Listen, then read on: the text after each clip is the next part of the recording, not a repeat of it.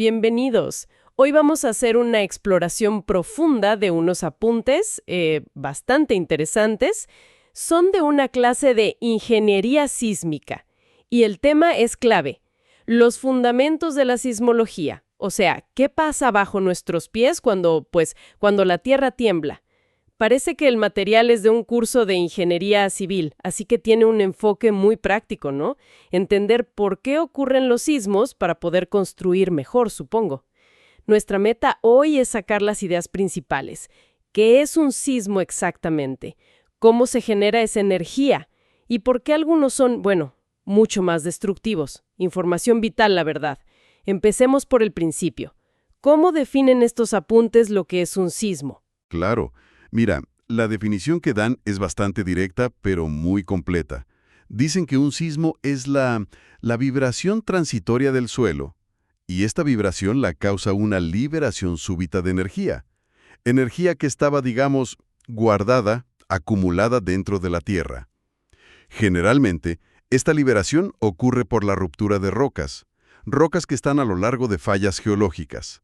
Imagínate que la tensión se va acumulando, como si estiraras una liga enorme en la corteza, hasta que la roca ya no aguanta más, y ¡zas!, se rompe, y toda esa energía guardada se libera de golpe.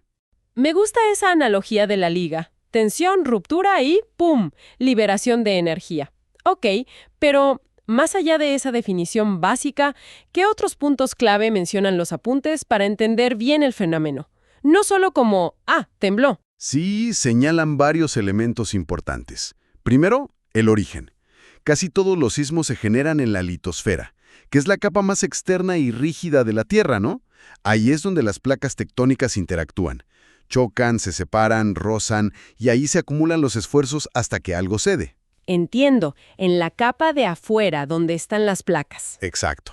Luego, la liberación de energía. No es solo una explosión ahí abajo. Esa energía tiene que viajar. Se propaga desde donde ocurrió la ruptura hacia todas partes. Por dentro de la Tierra y por la superficie, y viaja como ondas sísmicas. Los apuntes mencionan las P, las S y las superficiales. Son como los mensajeros de esa energía. Ok, ondas. Como las olas en el agua, pero en la Tierra. Algo así, sí. También está la percepción. Lo que nosotros sentimos aquí arriba es justo el paso de esas ondas. La vibración, la sacudida del suelo. Y ya sabemos que la intensidad puede ser desde nada, que ni te enteras, hasta algo terrible. Claro. Y finalmente introducen dos términos geográficos que son esenciales. El hipocentro. También le llaman foco. Es el punto exacto dentro de la Tierra donde empieza la ruptura. Ajá. Y el epicentro. Ese es el punto en la superficie, justo encima del hipocentro. Es una distinción súper importante para saber dónde fue el sismo. Hipocentro, abajo, profundo. Epicentro, arriba, en la superficie. Anotado. Sí, es clave esa diferencia. Y sobre las ondas que llevan la energía, mencionaste las superficiales. Los apuntes les dan como mucha importancia, ¿no? Y aquí es donde entra fuerte la ingeniería, me imagino. Son las que nos pegan directo a nosotros y a los edificios. Totalmente. Las ondas superficiales, como su nombre lo dice, viajan por la superficie terrestre, o muy cerquita. No vienen directo del foco, sino que se generan cuando las otras ondas, las de cuerpo, las P y S, que viajan por el interior, llegan a la superficie. Ahí interactúan y, se crean estas otras. O sea, son como un efecto secundario de las que vienen de abajo. Algo así. Y son cruciales porque, como bien dicen los apuntes, son las que normalmente causan la mayor parte del daño en las estructuras. ¿Y por qué? ¿Son más fuertes o...? Generalmente tienen amplitudes más grandes, o sea, mueven el suelo en más distancia. Y también sus periodos son más largos. Las oscilaciones son más lentas. Y esas características pueden ser especialmente problemáticas para edificios altos, puentes, estructuras grandes en general. Ya veo. ¿Y hay tipos distintos de estas ondas superficiales? Sí, el material menciona dos tipos principales. Primero, las ondas Rayleigh, se les llama R. Estas hacen que el suelo se mueva de una forma medio compleja. Imagina una partícula en el suelo. Cuando pasa la onda Rayleigh, esa partícula hace como un movimiento elíptico, pero hacia atrás. Es como las olas del mar. Sube, va para atrás, baja, va para adelante. Tiene movimiento vertical y horizontal en la dirección de la onda. Ok, como olas marinas, pero en tierra firme. Raro, pero me lo imagino. ¿Y las otras? Las otras son las ondas Love, las L. Estas son diferentes. Su movimiento es puramente horizontal, de lado a lado. Piensa como si el suelo fuera una alfombra y alguien la sacude de un lado. El movimiento es perpendicular a la dirección en que viaja la onda. No tienen componente vertical. Este movimiento de cizalla, de lado a lado, en la base de los edificios, es muy agresivo. Entendido. Rayleigh como olas, Love como un vaivén lateral. Y estas dos son las malas de la película para las construcciones. Ok, ahora volvamos un poquito a la causa inicial. ¿Qué es lo que hace que la roca se rompa en primer lugar? Los apuntes hablan de mecanismos de fallamiento. A ver, explícanos un poco más eso. ¿De qué forma se puede romper la Tierra? Exacto. El mecanismo de fallamiento describe precisamente cómo ocurre esa ruptura en una falla geológica. Y lo interesante es que el tipo de ruptura depende de qué tipo de esfuerzos están dominando en esa zona de la corteza. Básicamente hay tres escenarios de fuerzas: que las rocas estén siendo estiradas, o sea, tensión; que las estén apretando, compresión; o que una parte se esté deslizando lateralmente respecto a la otra. Eso es cizalla o cortante. Tensión, compresión o cizalla. Ok. Y según cuál de estos domine, vamos a tener distintos tipos de fallas. El material presenta tres tipos principales. Uno es la falla normal. Esta se asocia con esfuerzos de extensión. Ocurre donde la corteza se está estirando, separando. En este caso, el bloque de roca que queda encima de la falla inclinada, le llamamos techo, se desliza hacia abajo con respecto al bloque de abajo, el piso. Ah, ok. El de arriba baja. Eso. Son típicas de lugares como el Gran Valle del Rift en África o en Islandia, zonas donde las placas se están separando. Entendido. ¿Cuál es el siguiente tipo? Luego está la falla inversa. A veces también se le llama de cabalgamento si el ángulo de la falla es muy bajo. Esta se da por esfuerzos de compresión. Aquí es al revés. La corteza se está acortando, la están apretando. Entonces el bloque de encima, el techo, es empujado hacia arriba y se monta sobre el bloque de abajo, el piso. El de arriba sube, compresión. Exactamente. Estas son muy comunes donde chocan las placas, como en los Himalayas, por ejemplo.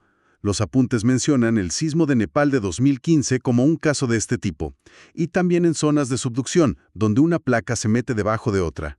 Himalayas, Nepal, claro. ¿Y el tercero? El tercero es la falla de desgarre, o trascurrente. En inglés se le dice strike slip. Esta se debe a esfuerzos de cizalla lateral.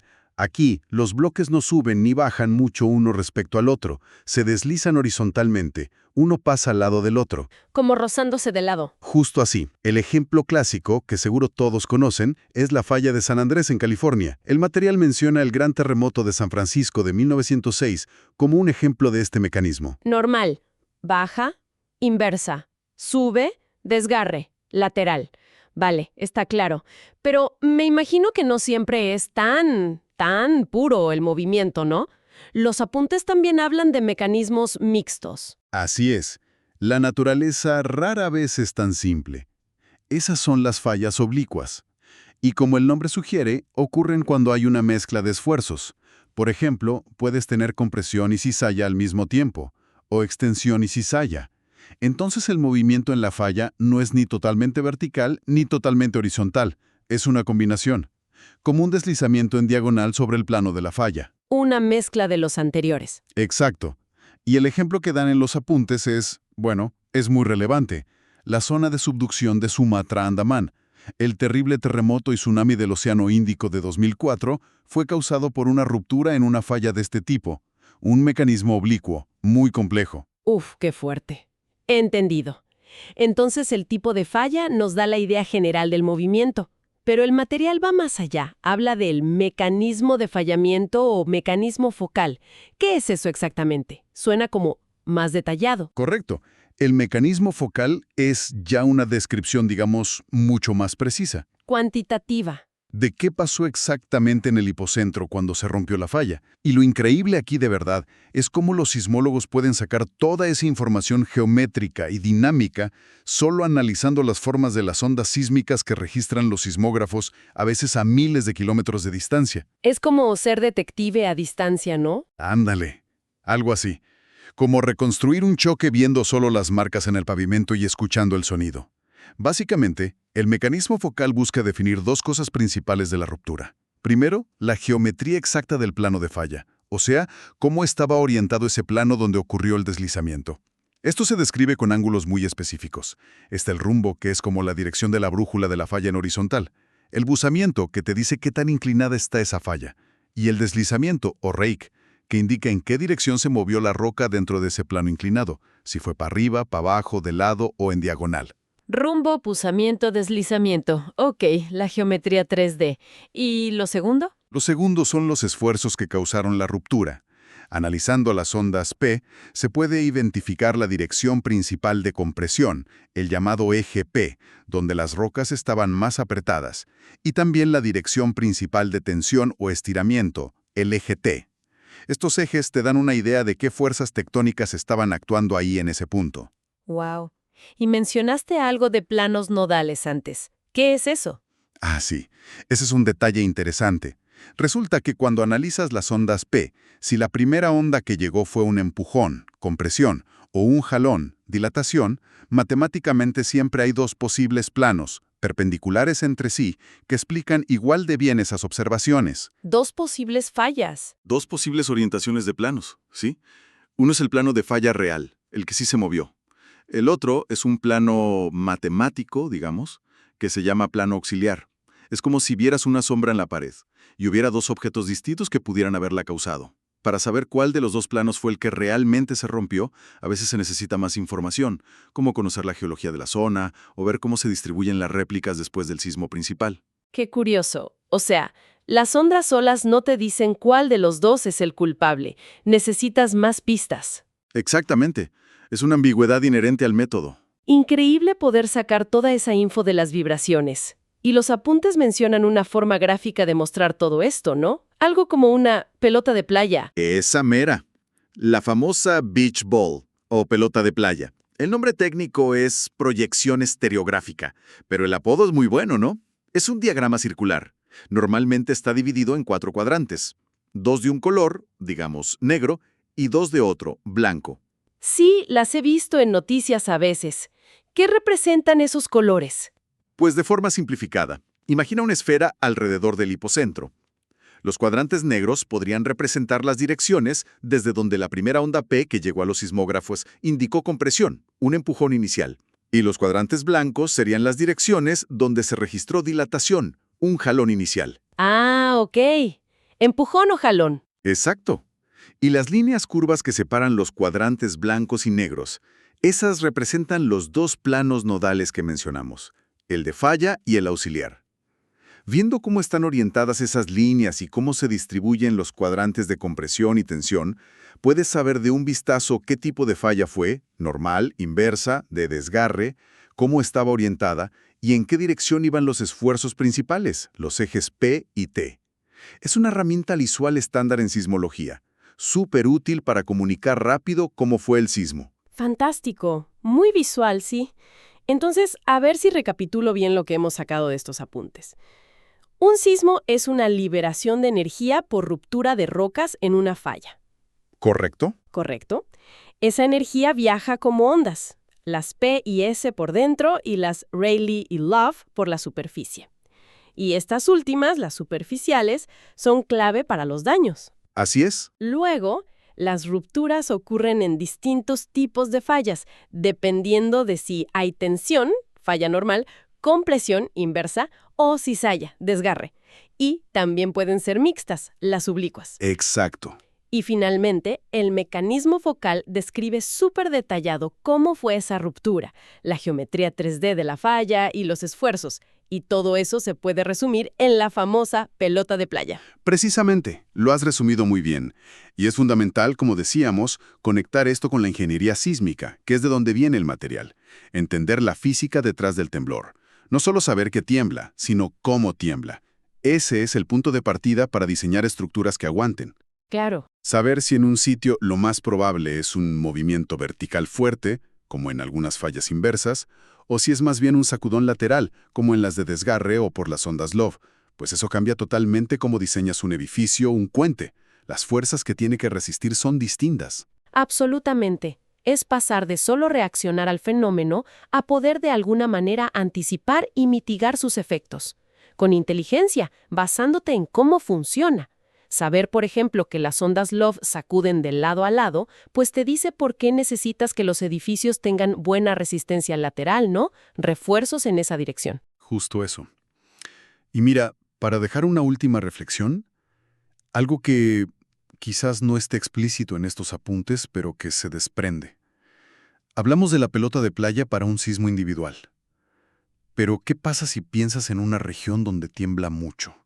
Quizás sismos pequeños, pero frecuentes. Si analizaras el mecanismo focal de todos esos sismos chiquitos a lo largo del tiempo y vieras todas sus pelotas de playa, ¿qué esperarías ver? ¿Verías un patrón consistente? Buena pregunta. Supongo que sí, ¿no? Si la zona está, digamos, bajo compresión constante. Exacto. Las pelotas serían todas parecidas, indicando fallas inversas con orientaciones similares, o serían muy variadas. ¿Y qué te diría esa consistencia, o esa variabilidad, sobre cómo están los esfuerzos tectónicos en esa región? ¿Están cambiando con el tiempo? ¡Wow! Claro. Ver el conjunto de los pequeños sismos para entender la personalidad tectónica de la zona es una idea muy interesante para seguir explorando. Bueno, pues con esto creo que concluimos nuestro análisis profundo de hoy sobre estos fundamentos de la sismología guiados por estas notas de ingeniería. Muchísimas gracias por acompañarnos en esta exploración.